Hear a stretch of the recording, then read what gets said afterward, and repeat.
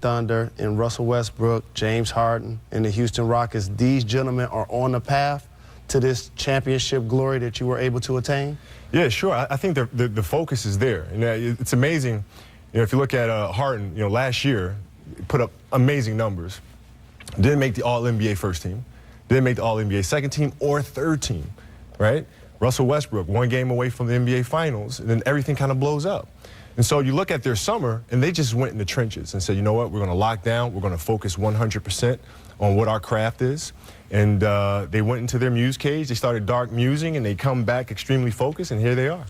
And a unique level of leadership, because these great players, when you look at their roster, there's not a current or former all-star that either one of these guys actually played with. Right. So not only their productivity, but their ability to galvanize the rest of their teammates. Yeah, well, it's the energy that they play with, right? It's contagious.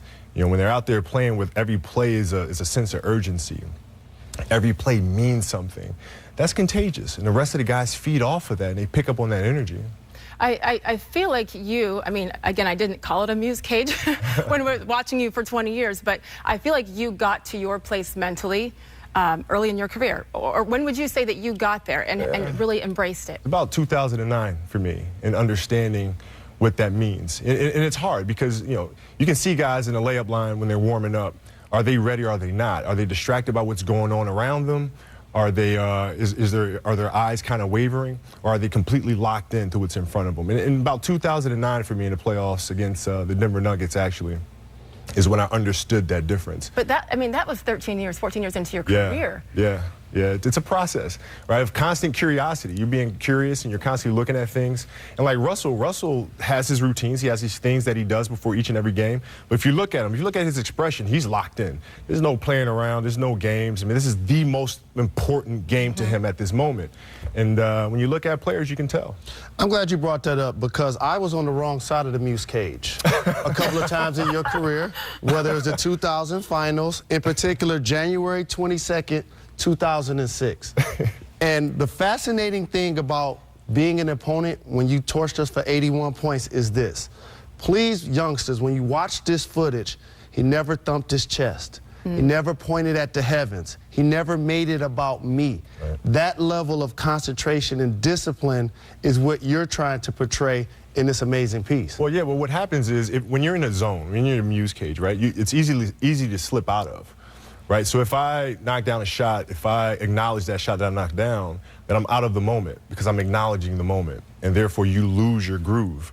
If you just simply, the shot's knocked down, what am I doing at this moment? I'm getting back on defense. That's where your focus is.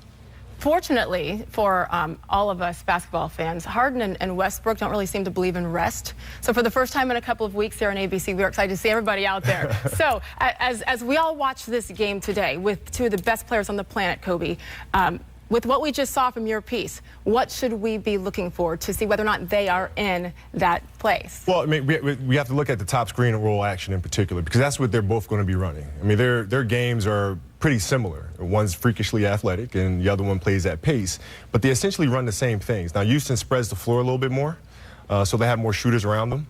But you'll look for how each and every team, how they both handle the top screen roll action, and then you look at the intensity. Harden's coming. Right, he's going to be on his teammates. He's going to be attacking the Thunder players. And the same thing with Russell. As soon as that ball goes up, they're in. They're gone. You're a student of the game. How fascinating is it for you to watch Russell Westbrook be the first player since the Big O to potentially average a triple-double, and James Harden putting up the kind of numbers that only Tiny Archibald has put up, basically almost leading the league in points and assists? How amazing has that been for you to watch? Well, it's amazing, but it's amazing to watch their growth and how they got there, right? Russell's always played with that chip on his shoulder, very emotional. But now he's transitioned from that emotionality to being tactical and strategic about where he's positioning guys and how to pick teams apart. And James did the opposite, right? James was always very strategic of how he found players, and now you see him playing with that emotion, playing with that chip. And so it's fascinating to see their growth as young athletes. What's your opinion on Houston's chances, legitimately, Kobe, to get out of the West with as far as they've come? Yeah, I think there's another progression to be made, where right now they play the game in ones and twos. Right, where Harden comes off and he finds a player, right, 1-2, finds a lob, 1-2. When you go into the playoffs, you got to play 1-2-3, because teams are going to be sitting, they're going to be locking in, they can close in and recover the shooters. So they got to start finding a big that can then make a play to someone else. And same thing with Oklahoma. And if they can do that, then they give themselves a good chance. Who's the MVP of the NBA this year? You know, it's tough, man. It doesn't make any sense to me. It's hard to really come up with a rational decision of who should be MVP. So it's tough. We might see our first co-MVPs this year. Oh, would you be okay with that? As a player, I wouldn't be, but sitting here, I mean, what's fair is fair. Kobe, thank you. Awesome. Mike Breen and the crew coming up after the break live from Houston. Thank you. Channel your muse. It's inside of you.